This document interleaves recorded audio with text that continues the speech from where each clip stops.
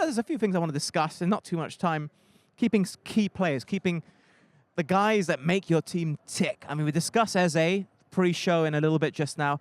Michael Olise, what about him? Michael Olise is sensational. He's got the world at his feet. He's got incredible ability. And, if he keeps learning, he keeps growing, he keeps progressing, the world's at his feet. He can go and play for any club in the world. He really can. You think he's that good? Yeah, he is that good. I think he needs to learn that work rate. I think he switches off at time. You need to learn your role.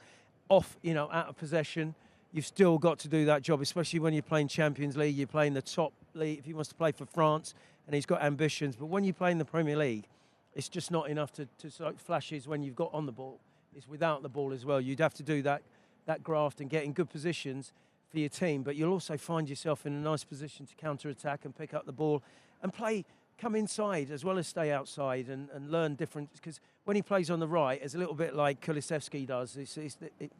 He needs to go on his right foot sometimes and be able to ask questions about fullback and then chop back on his left foot, because very much comes on his left foot all the time and they just crowd him out and he goes into their strengths. But for me, Olise is a future world star and really, if he keeps progressing and working hard, yeah, he's going to be an absolute star. As good as he is, on occasion, and I was saying this off camera about Eze, big fish, small pond.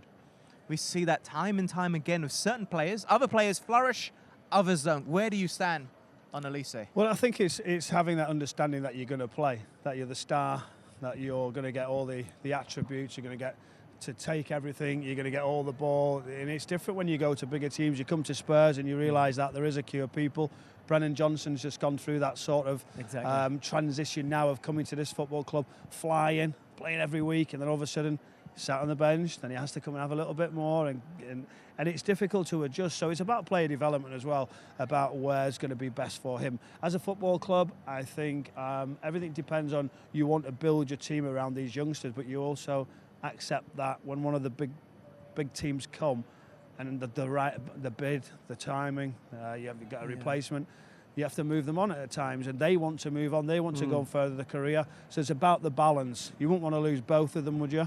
But if there was a lot of money for one of them, you might be able to say, okay, we'll do that.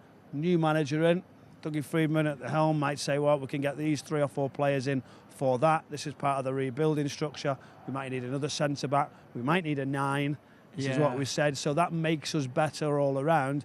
And it's about, obviously, the team. We've seen Liverpool rebuild over the years where they've made big exits, big exits, and then all of a sudden come in and have gone, right, there's a goalkeeper, there's a centre-back, there's a striker. And at times you have to do it for the good of the team. And also, as well, you've got to keep the players happy. If there's a huge club coming for them, what do you do? So, it's if Arsenal come for one of these players, it's like, well, okay. We've seen what Declan Rice has just done. Yeah, they both signed new contracts, and there'll be no doubt there'll be clauses in there that they can release clauses that can happen. But one of the things that I really, thought was great is Michael Olise could have gone to Chelsea, could have moved. There was a £35 million clause in his contract at the time, but I just like to think that the people around him and him would have looked at it and said, look, I'm not ready to go into that big dressing room.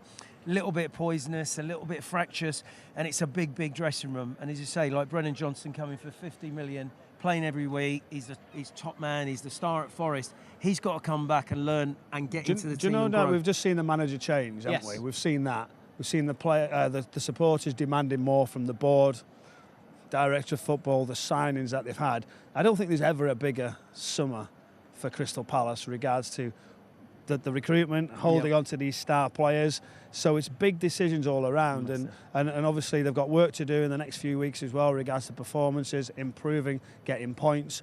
But it's such a big summer because of these players, and not only without that problem, is to strengthen.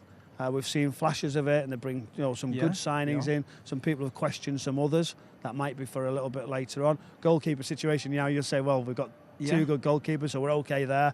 But again, all round, they're going to be asked so many questions as Crystal Palace board, and so Dougie Freeman, I know him well. I was talking about him recently, and all of a sudden I'm on a run, and I'm doing a programme, and I was thinking, well, he's got words, is he going to change the manager? All of a sudden this window comes down next to me, and I'm thinking, good job I didn't say something bad about Dougie, because he's always watching, he's always listening, and he will, I mean, Oliver Glasner's first job is to steady the ship, make sure I get enough points to stay in this league, and then he's got to start thinking about rebuilding one step at a time.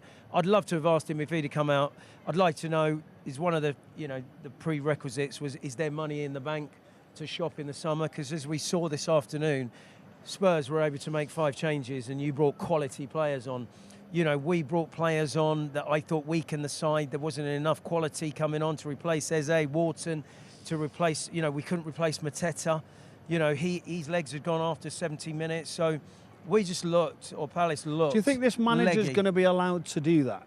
Do you know, like, to have that sort of say in the football club? Or do you believe it's that those decisions, and he's here to coach, are going to be taken away? Because that's the modern day and most football clubs now. So how he's going to be let, I don't know. Palace need 4 or 5 in. We talked about needing at least 1 striker, at least a wide player, probably 2. You need that pace, you need that strength, you need someone who's going to score goals and cause problems for people. Now, how much money there is and, how they can go about that. But certainly what I like about Glasner, he's a winner. He's come from Frankfurt. He knows the European market.